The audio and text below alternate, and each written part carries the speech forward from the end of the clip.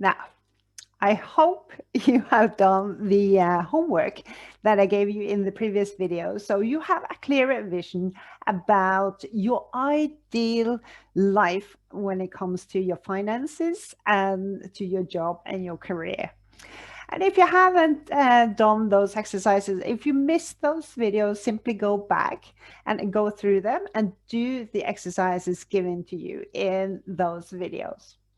I'm Eva Hillestad, and I'm a smilepreneur and the founder of the Soaring Alliance. Now, I want you to look at your primary relationship first, like your spouse or your girlfriend or your boyfriend, whatever primary relationship you are in now. For instance, are you happily married, or do you want to be married? And if not so happy in your primary relationship, what do you want in that relationship? What do you want to be improved? How do you envision the happily ever after relationship? Maybe you are separated or divorced from the person that you no longer want to be married to. You know, it happens. And how does that relationship look like? I mean, if you are constantly fighting, maybe over physical stuff, maybe you are fighting over time spent with your kids or the ways you want to raise them, etc., etc. You know, maybe it's time to find another way and improve upon that ex relationship. So it's better for both you and your ex, and especially if there are kids involved. Or maybe you just want to forgive and forget, as they say, and never be in contact with your ex again. Maybe you are single right now, but you do want to meet that special one. That's okay, but who is your dream partner? Have you ever thought of that?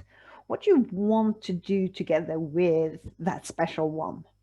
How does that relationship feel like? What does it look like? What are you doing together, etc., etc.? And maybe you are a widower and you are ready for new love. The same questions go here. How would you want that new relationship to be? Now, there is no right or wrong here, but to have the primary relationship that you want, it is important that you take the time to really think about this and envision what it is that you really want in your primary relationship.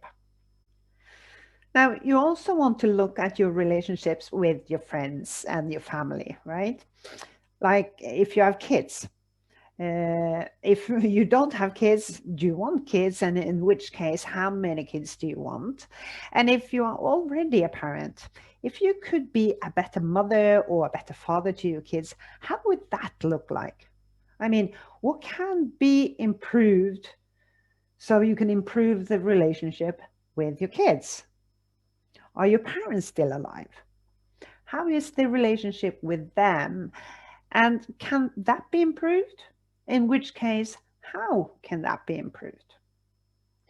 Maybe there are someone in your life that you want to heal the relationship with, maybe a friend, or let's say your mother-in-law.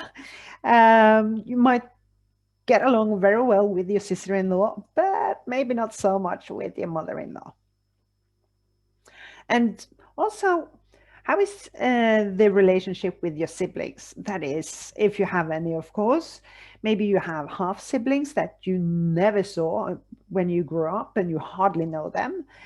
And you want to get to know them a little bit better and improve the relationship with them. Now, in any case, if you have any former siblings, how would you like the ideal relationship with them to look like? And not forget your friends and your acquaintances. I mean, how many really good friends do you have? Many of us have a lot of acquaintances, but not so many really close friends. And with those really close friends, what do you do? What do you want to do? What do you envision?